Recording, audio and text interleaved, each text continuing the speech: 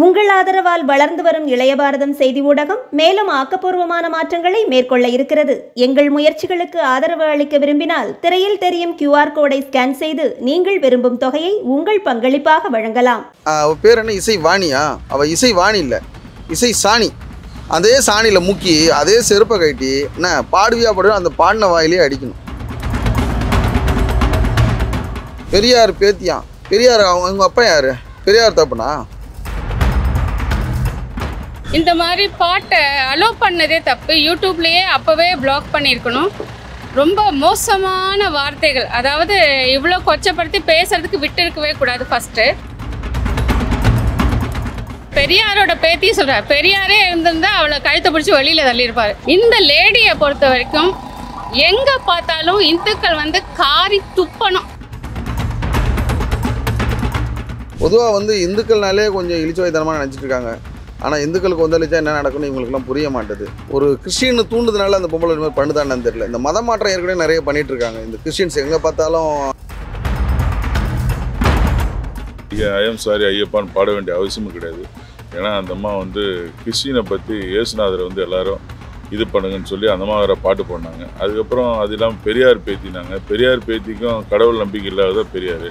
அவங்க எதுக்கு ஐயப்பன் கோயிலுக்கு போகணும்னு பாடணும் அதுவும் தெரியல, சம்மந்தம் இல்லை. அந்த லேடியை தக்க நடவடிக்கை எடுத்து அரெஸ்ட் பண்ணணும்.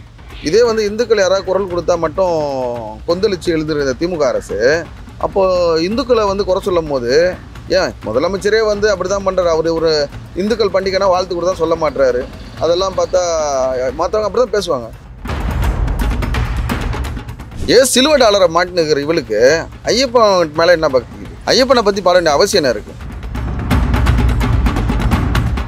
ஐயப்பனை பற்றி பாடக்கூடாதுன்றது கேரளாவில் ஒரு பெரிய சம்பவம் நடந்து அந்த பெண்கள் ரோடில் பிச்சை எடுக்கிற நிலைமைக்கு போயிட்டாங்க. அதெல்லாம் பார்த்துட்டு திருப்பியும் இந்த பொண்ணு இதெல்லாம் பாடுதுன்னா அவளோட நிலைமை என்ன ஆக போதும் தெரியல.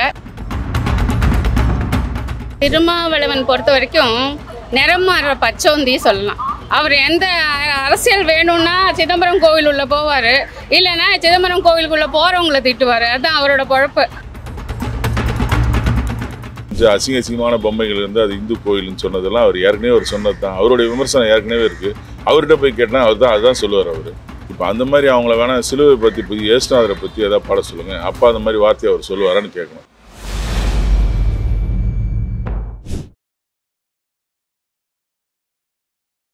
கானா பாடகி இசைவாணின்னு சொல்லிட்டு ஒரு பெண்மணி ஐயப்பனை கொச்சையாக பாட்டு பாட்டிருக்காங்க. ஐயம் சாரி ஐயப்பான்னு சொல்லிட்டு அதில் பாட்டிருக்காங்க. நீங்கள் இதை எப்படி பார்க்குறீங்க? ஆமாங்க, நான் கூட யூடியூப்பில் பார்த்தேன். அது ரொம்ப அந்த பொம்பளை நாகரிகமாக பாடியிருக்கு. அது ரொம்ப தவறு. விஷயம் என்னென்னா அது சிலுவெல்லாம் லேடிஸ் சிலுவை போட்டிருக்காங்க போது.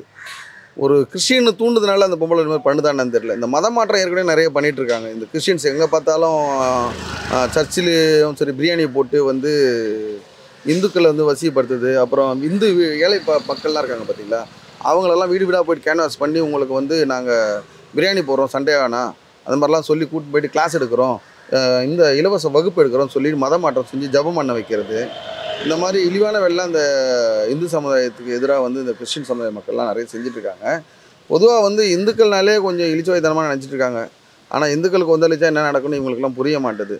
ஏதோ போனால் போதுன்னு கிறிஸ்டின்ஸு முஸ்லீம்ஸ்லாம் விட்டு தான் வச்சுருக்காங்க.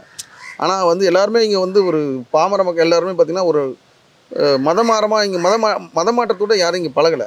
ஆனால் இந்த மாதிரி ஒரு மிஷினரி மூலிமா கைக்கூலியாக செயல்படுற ஒரு சிலர் இருக்காங்க. இந்துக்கள் பொதுவாக யாரோடையும் எந்த மதத்தையும் கேவலப்படுத்த நினைக்க மாட்டாங்க. ஆனால் இவங்களுக்கு மட்டும் ஏன் புத்திட்டு போகுதுன்னு தெரியல. புரியுதுங்களா? அந்த லேடியை தக்க நடவடிக்கை எடுத்து அரெஸ்ட் பண்ணணும். இதே இந்துக்கள் யாராவது குரல் கொடுத்தா மட்டும் கொந்தளிச்சு எழுதுற இந்த திமுக அரசு, அப்போது இந்துக்களை குறை சொல்லும் போது ஏன் முதலமைச்சரே அப்படி தான் பண்ணுறாரு. அவர் ஒரு இந்துக்கள் பண்டிகைனா வாழ்த்து கூட தான் சொல்ல மாட்டுறாரு. அதெல்லாம் பார்த்தா மற்றவங்க அப்படி தான் பேசுவாங்க. முதலமைச்சர் அப்படி இருக்கும்போது அப்புறம் பாப்பார மக்கள் என்ன பண்ணுவான்? வாயில் வந்தெல்லாம் பேச தான் செய்வான், பாட தான் செய்வான். எப்போ பார்த்தாலும் இவங்களுக்கு ஏதாவது ஒரு இந்துக்கள் சாமி முருகரை பற்றியும் ஐயப்பனை பற்றியும் என்ன விநாயகர் சேர்த்து இது பண்ணுறதும் இந்த மாதிரி ஒரு விஷயத்தையும் இவங்களுக்கு தடை பண்ணுறதான் ஒரு முழு மூச்சாத்து இதுக்குன்னு ஒரு வேலை பார்க்குறாங்க. இதெல்லாம் சேகர் பாபண்ணா கேட்கணும். அவர் என்ன பண்ணுறாரு? கோயிலாக சுற்றுறாருல, அறநிலையத்துறை அவர் கையில் தானே இருக்குது. அவர் என்ன பண்ணுறாரு? ஏன் இந்த மாதிரிலாம் பாருங்கள், அவர் கேட்க வேண்டியது தானே. அவர் சொல்லிருக்காரு நாங்கள் தக்க நடவடிக்கை எடுப்போம் சொல்லிருக்காரு. அவர் சொல்கிறதோட செயல் இல்லையே. சேகர் பாபண்ணா என்ன செய்கிறார்? செயல் காட்ட மாட்டாரு. வாய் சொல்லல் செயலில் இல்லையே. இப்போ இந்து அறநிலையத்துறைக்கு வந்து அவர் பொருத்தமான ஆளாக நினைக்கிறீங்க நீங்கள்? இப்போ திமுக ஆட்சியே பொருத்தம் இல்லைன்னும் போது அவர் மட்டும் அப்படி பொருத்தமாக இருப்பார்? தமிழ்நாட்டுக்கு திமுக ஆட்சியே பொருத்தம் இல்லை, அப்படி அவர் சேகர்பாபு மட்டும் அப்படி பொருத்தமாக இருப்பார்? அதுக்கு முன்னாடி அதிமுகவில் இருந்தார், என்ன பண்ணிட்டாரு? இப்போ திமுகவில் வந்தனால அறநிலையத்துறை கையில் கொடுத்துட்டாங்க.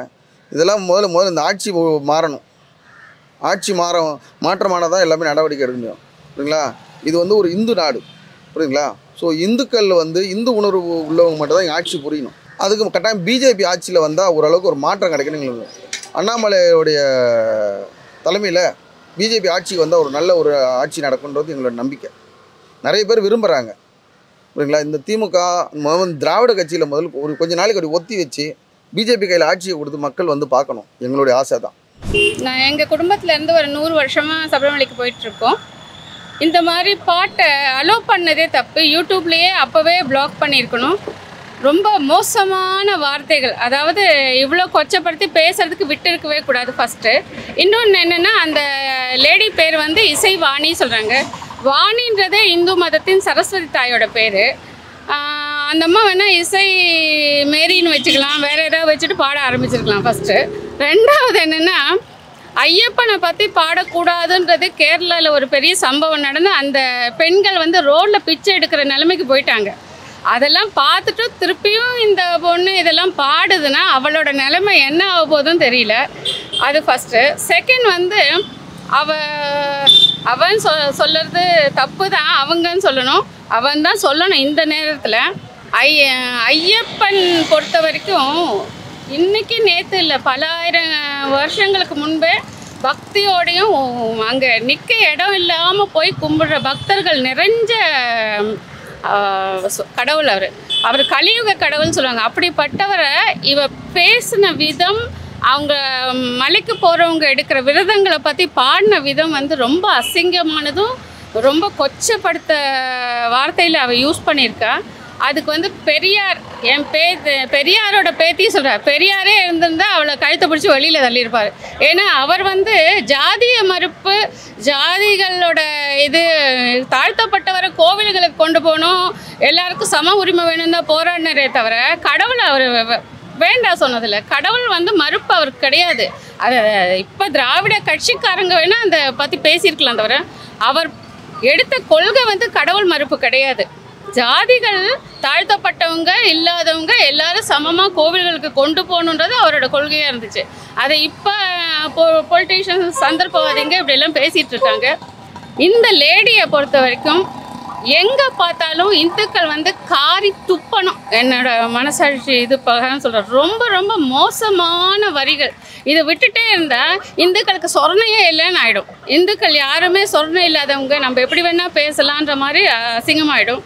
இன்னொன்று என்னென்னா, இவங்களுக்கு பாப்டிசம் கொடுத்த அந்த கிறிஸ்துவ சபை இருக்குல்ல, அது உள்ளே விடவே கூடாது. ஏன்னா கிறிஸ்தவர்களுக்கும் இந்த தீட்டு இதெல்லாம் இருக்குது, அவங்களும் இதெல்லாம் ஒரு சில காலங்களுக்கு ஃபாலோ பண்ணுறாங்க. அந்த மாதிரி இருக்கிற நாளில் அவங்களும் உள்ளே போக மாட்டாங்க. இவ பொம்பளை தானான்னு திருப்பி திருப்பி கேட்க வேண்டியிருக்கு. ஏன்னா அது அவள் கிறிஸ்டியனை உண்மையான கிறிஸ்தவரியாக இருந்தால் அது அவங்களுக்கு தெரிஞ்சிருக்கும், அவங்க அம்மா அப்பா அதை சொல்லி கொடுத்துருப்பாங்க. அதை கூட சொல்லி கொடுக்காம வளர்த்துருக்க இந்த தருதலையெல்லாம், அதாவது வெளியில் நடமாடவே விடக்கூடாது. முதல் அரசாங்கம் என்ன பண்ணால், பெரும்பான்மை மக்கள் கொண்ட இந்துக்களின் மனசை கஷ்டப்படுத்தின இந்த லேடியாவுக்கு வந்து அவாய்ட் பண்ணும். எங்கே இருந்தாலும் பாட விடக்கூடாது, அவளோட எல்லா நிகழ்ச்சிகளும் பிளாக் பண்ணும். இனிமேல் பொது வெளியில் அவள் பாட்டு பாடணுன்னு வரவே கூடாது. அந்த மாதிரி பனிஷ்மெண்ட் கொடுத்தே ஆகணும். கொடுக்கலைன்னா பொதுமக்கள் எல்லோரும் சேர்ந்து, அதாவது இந்து கிறிஸ்டின் முஸ்லீம் அப்படி கிடையாது, எல்லாருமே சேர்ந்து, ஏன்னா ஒரு யாரும் எந்த மதத்தையும் பேசுகிறதுக்கு நம்மளுக்கு ரைட்ஸ் கிடையாது. நம்ம மதத்தை பற்றி பேசுகிறதுக்கு இன்னொருத்தருக்கு ரைட்ஸ் கொடுக்கல, இன்னொருத்தர் மதத்தை பேச நமக்கு ரைட்ஸ் யாருக்குமே கொடுக்கல. எல்லாருமே சமந்தான் இந்திய நாட்டில் பொறுத்த வரைக்கும். ஏன்னா அமைதியான பூமி, எல்லா மதமும் சந்தோஷமாகவும் சுபீட்சமாகவும் வாழ்கிற நாடு பாரத நாடு. இந்த நாட்டில் உனக்கு இவ்வளோ நேரம் பேசுறதுக்கு சான்ஸ் கொடுத்தாங்களே, அதுக்கே இந்துக்களின் பொறுமையை நீ பாராட்டணும். ரொம்ப ரொம்ப மன வருத்தமாக இருக்குது இந்த மாதிரி அவங்க பாட்டு பாட்டு. அது இல்லாமல் அவங்களுக்கு இந்த ஐயம் சாரி ஐயப்பான்னு பாட வேண்டிய அவசியமும் கிடையாது. ஏன்னா அந்த அம்மா வந்து கிறிஸ்டினை பற்றி இயேசுநாதரை வந்து எல்லாரும் இது பண்ணுங்கன்னு சொல்லி அந்த அம்மா வேறு பாட்டு பாடினாங்க. அதுக்கப்புறம் அது இல்லாமல் பெரியார் பேத்தினாங்க. பெரியார் பேத்திக்கும் கடவுள் நம்பிக்கை இல்லாத பெரியார். அவங்க எதுக்கு ஐயப்பன் கோயிலுக்கு போகணுன்னு பாடணும் அதுவும் தெரியல, சம்மந்தம் இல்லை. எதுக்கு இந்த மாதிரி பாடுறாங்கன்னு தெரியல. இது வந்து எதன் அடிப்படையில் கொண்டு போக போகிறாங்கன்னே தெரியல. இவங்க பேசுகிறதுல பார்த்தோன்னா ஃபுல்லாக அவங்க அந்த சிலுவை போட்டு தான் எல்லா பாட்டு பாடும்போதும் அவங்க கழுத்தில் சிலுவை போட்டு தராங்க. மாற்று மதத்தில் இருக்கவங்க இந்த இந்து மதத்தோட கடவுள் நம்பிக்கையை வந்து இழிவுபடுத்து வந்து ரொம்ப தவறான செயல். இது அரசாங்கம் இது வரைக்கும் ஒரு நடவடிக்கை இல்லை. இந்த கஸ்தூரியும் இதை இவங்க மற்ற பேர் பேசினா உடனே நடவடிக்கை எடுத்து அவங்கள உடனே ஜெயிலுக்கு போகிறாங்க. அதான் ஆந்திராவில் போய் பிடிக்கிறாங்க ஒருத்தங்களை. இந்த மாதிரி ஒரு ஆளை ஒரு இடத்துல போய் பிடிக்கிறாங்க. இந்த மாதிரி ஒரு பண்ணும்போது இவங்க மேலே இது வரைக்கும் தமிழ்நாடு முழுக்க நிறைய காவல் நிலையத்தில் வந்து இந்த மாதிரி கம்ப்ளைண்ட் கொடுத்துருக்காங்க. இவங்க பேரில் இந்த மாதிரி வந்து அதுவும் இது கார்த்திகை மாதம் எல்லா சாமிங்க மாலை போட்டிருக்கக்கூடிய மாதம் கிட்டத்தட்ட தமிழ்நாட்டில் ஏகப்பட்ட பேர் சபரிமலை போகக்கூடிய பக்தர்கள்லாம் தமிழ்நாட்டை சேர்ந்தவங்க தான் நிறைய பேர். அந்த தமிழ்நாட்டிலே இந்த மாதிரி ஒரு இழிவாக பேசுகிறது வந்து ரொம்ப வன்மையாக கண்டிக்கிறோம். இது அவங்க மேலே உடனடியாக நடவடிக்கை எடுக்கணும், அவங்கள கைது செய்யணும். இல்லை அவங்க மன்னிப்பு கேட்கணும். இந்த பாட்டு பாடினதுக்கு இந்த மாதிரி தவறு செய்கிறேன்னு சொல்லி மன்னிப்பு கேட்கணும். இப்போ மதுரையை சேர்ந்த அருண் சொல்லிட்டு ஒருத்தர் வந்து பிசிகாவினர் வந்து அடிச்சிருக்காங்க. அப்புறம் திருமாவளவன்ட்டு அவர் கேட்கும்போது கூட வந்து திருமாவளவன் என்ன சொல்லிருக்காருன்னா இதில் என்ன தப்பு அந்த மாதிரி சொல்லிருக்காரு. நீங்கள் அதை எப்படி பார்க்குறீங்க? இப்போ அந்த மாதிரி அவங்கள வேணால் சிலுவை பற்றி இயேசுநாதரை பற்றி எதாவது பாட சொல்லுங்கள். அப்பா அந்த மாதிரி வார்த்தையை அவர் சொல்லுவாரான்னு கேட்கணும். இந்து மதத்தை இழிவுபடுத்தும் போது அவர் ஏற்கனவே இந்து கடவுளை வந்து இழிவாக பேசுனது தான் திருமாவளவனே. அதாவது கூம்பு மாதிரி இருந்தால் அது வந்து மசூதி, நீட்டாக அந்த அசிங்கமான பொம்மைகள் இருந்து அது இந்து கோயில்னு சொன்னதெல்லாம் அவர் ஏற்கனவே அவர் சொன்னது தான். அவருடைய விமர்சனம் ஏற்கனவே இருக்குது. அவர்கிட்ட போய் கேட்டால் அதுதான் சொல்லுவார். அவர் அந்த இசைவாணி இருக்கா பார்த்தீங்களா, இந்த மாதிரி தவறான பாடல் இந்த பாடிட்டே இருக்கான்னு இவளை வந்து நம்ம இதோட விட்டுட்டோம்னா அப்புறம் வந்து இவ்வளோ மாதிரி நிறைய பேர் வந்து புதுசாக ஆரம்பிக்க ஆரம்பிச்சிருவாங்க. இவ்வளோ மாதிரி ஆட்கள் எல்லாம் வந்து அவள் பேர் என்ன, இசைவாணியா? அவள் இசைவாணி இல்லை, இசை சாணி. அதே சாணியில் முக்கி அதே செருப்பை கட்டி என்ன பாடுவியா பாடுவோம் அந்த பாடின வாயிலே அடிக்கணும். அப்போ தான் இவளுக்கெல்லாம் புத்தி வரும். 4 பேர் இந்த மாதிரி செஞ்சோம்னா இந்த மாதிரி அடுத்தவங்க யாரும் வந்து இந்து மதத்தை குறை சொல்லிலாம் பாட மாட்டாங்க. சிலுவை டாலரை மாட்டினுக்கிற இவளுக்கு ஐயப்பன் மேலே என்ன பக்தி இருக்குது?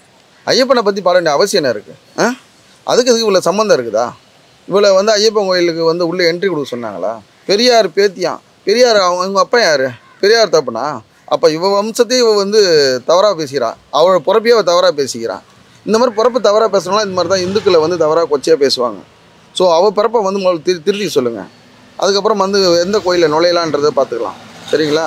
அதே மாதிரி தான் அந்த யூடியூபர் அந்த பையன் கூட ஏதோ துபாயில் போயிட்டு இஃபான் அந்த மாதிரி அந்த தம்பி போயிட்டு ஏதோ வந்து தன் மனைவியுடைய கர்ப்பம் வந்து ஆனா பெண்ணாண்டெலாம் பார்த்துட்டு வந்தார். என்ன நடவடிக்கை எடுத்தாங்க?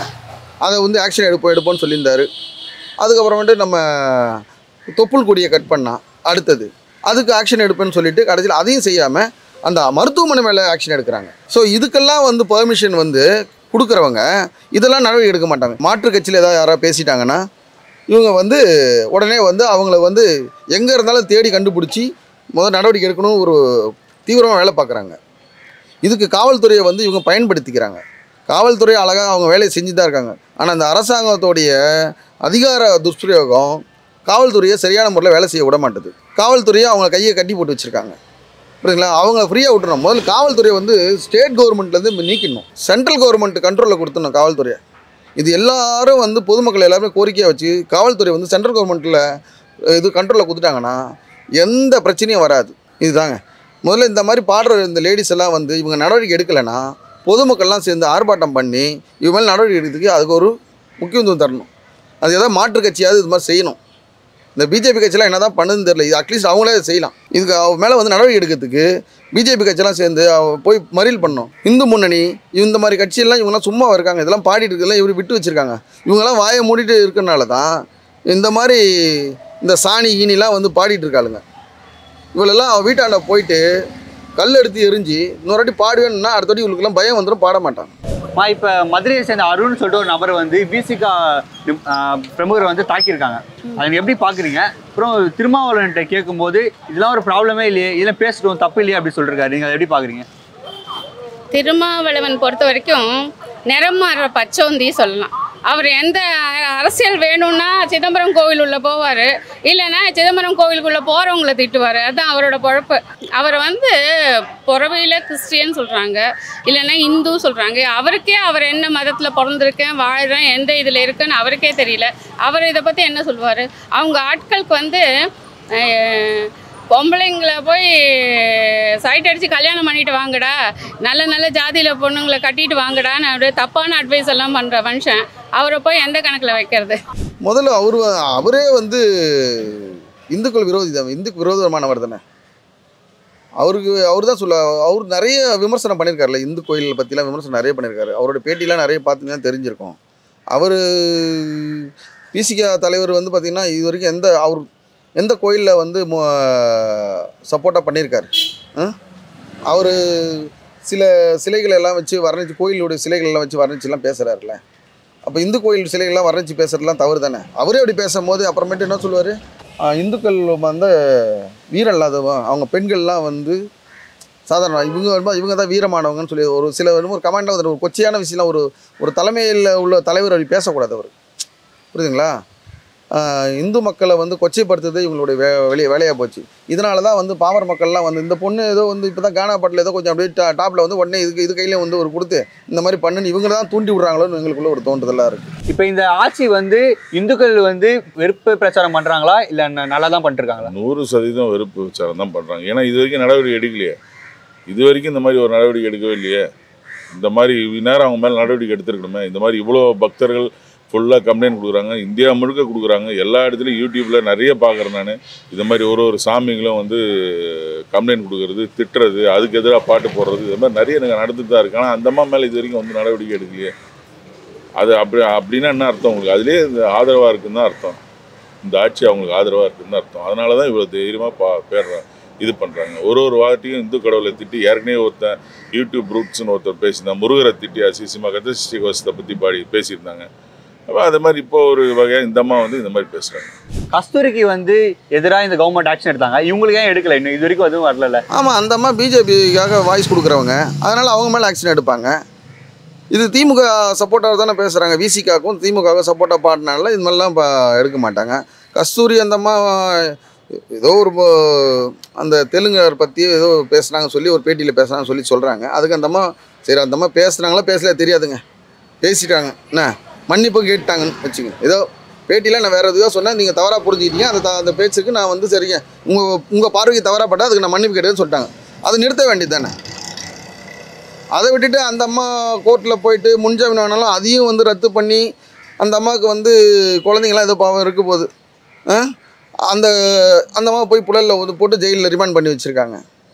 இது வந்து ஏன்னா அந்த அம்மா மேலே உள்ள வக்ரமும் ஒன்று மாற்று கட்சி பிஜேபி கட்சியை வச்சு அந்த அம்மா மேலே ஒரு வக்ரமாக பண்ணியிருக்காங்க போகுது. ஸோ அதனால தான் அந்த அம்மா மேலே பண்ணியிருக்காங்க. இல்லைனா அந்த அம்மா மேலே ஆக்ஷன் எடுத்துருக்கமாங்களா? இதே திமுக கட்சியில் அந்த அம்மா அது மாதிரி இருந்து பேசியிருந்தாங்கன்னா ஏதோ பேசுகிறாங்க அப்படின்னு சொல்லி மேலோட்டமாக விட்டுட்டு இருப்பாங்க. ஏன் திமுக சார்ந்த சிவாஜியை கூட தான் வந்து காவல்துறை வந்து ஆக்ஷன் எடுத்தாங்க. அவங்களுக்கு ஆக்ஷன் எடுத்து தானே இருக்காங்க. அப்போ ஆக்ஷன் எடுக்கிற மாதிரி நடிச்சிட்டு இருக்காங்கன்னு சொல்லுங்கள், ஆக்ஷன் எடுத்தாங்கன்னு சொல்லாதுங்க. ஆக்ஷன் எடுக்கிறோம் இதுதான் திமுக திராவிட கட்சியை பற்றி தெரியும் உங்களுக்கு சொல்ல வேணும். பத்திரிகையாளர்களுக்கெல்லாம் சொல்லணும் அவசியம் இல்லை, சொல்லுவாங்க. ஆனால் செயலில் இருக்காது, சொல் மட்டும்தான் இருக்கும், செயல் இருக்காது.